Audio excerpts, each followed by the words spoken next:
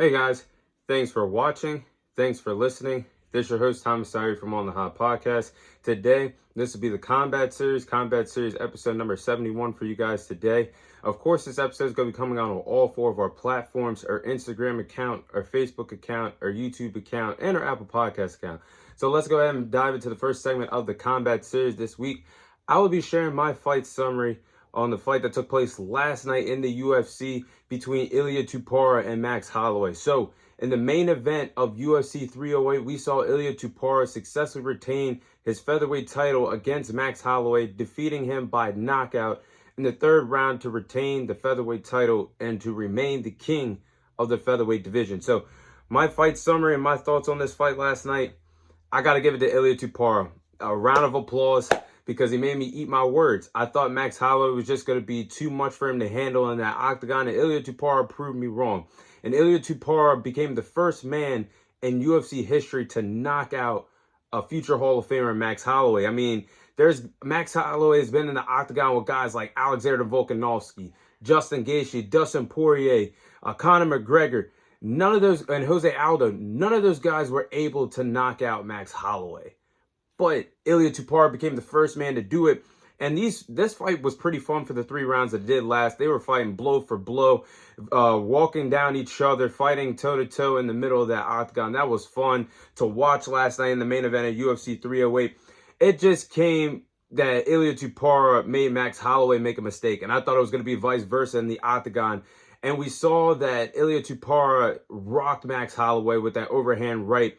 And Max Holloway was stunned. And I haven't seen Max Holloway hurt like that in a very long time in the octagon. And then he came with that, Ilia Topuria came with that left hook that sent him down to the canvas, got on top of him, landed strikes and combinations down, and Ilia Topuria finished the job and knocked him out.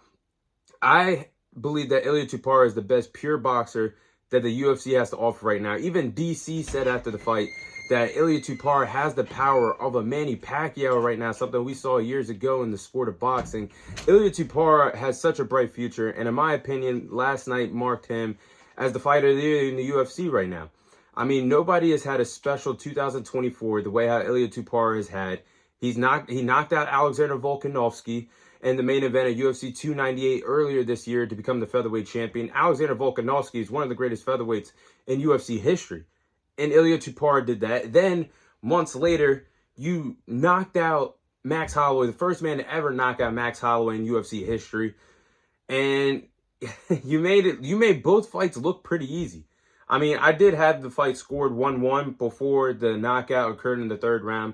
2 out of 3 judges had Ilia Topuria up 2-0. I had it scored that Ilia Topuria won the first round, and Max Holloway slightly won the second round.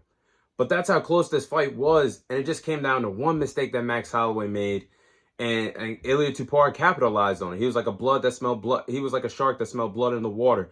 Capitalized on the mistake, put away Max Holloway like he was supposed to, and now still remains the king of the featherweight division in the UFC. So, man, that was a statement win. So what's next for Ilia Topuria? Well, I think we got our answer moments after the fight while DC was interviewing Ilia Topuria, with Alexander Volkanovski entering the octagon, showing his respect to Ilia Topuria, with Ilia Topuria giving Alexander Volkanovski his promise in a rematch that we probably will get in 2025, possibly at UFC 311 when that takes place in Sydney, Australia. So it seems like that's what we're going to get between Alexander Volkanovski and Ilia Topuria, the rematch. Now, Alexander Volkanovski's got to change things up tremendously for this rematch. And if he doesn't, he could get hurt and knocked out worse than he did the first time that these two respective fighters fought. Because right now, Ilia Topuria's style might be too much for anybody at the featherweight division to handle right now. So Alexander Volkanovski, even though he is one of the greatest featherweights of all time, one of the greatest featherweight champions of all time, I don't know if his style can match up to what Ilia Topuria is giving us right now. And Ilia Topuria has yet to go into his bag in the grappling department against high-level competition. So we're already seeing the striking unfold in front of our eyes. And we're seeing the boxing skills unfold in front of our eyes. Can you imagine if he gets the grappling game going? He showed a glimpse of it just a little bit with the takedowns that he landed on Max Holloway last night in the main event of UFC 308. I think if Ilia Topuria gets deep in his bag and Alexander Volkanovski cannot make the defensive adjustments for this rematch, I think this could be it for Volk. and go into retirement if Ilia Topuria and him match up against each other at UFC 311 in Alexander Volkanovski's backyard of Sydney, Australia. So I think that's what's next, what's on the cards. Now, what's next for Max Holloway?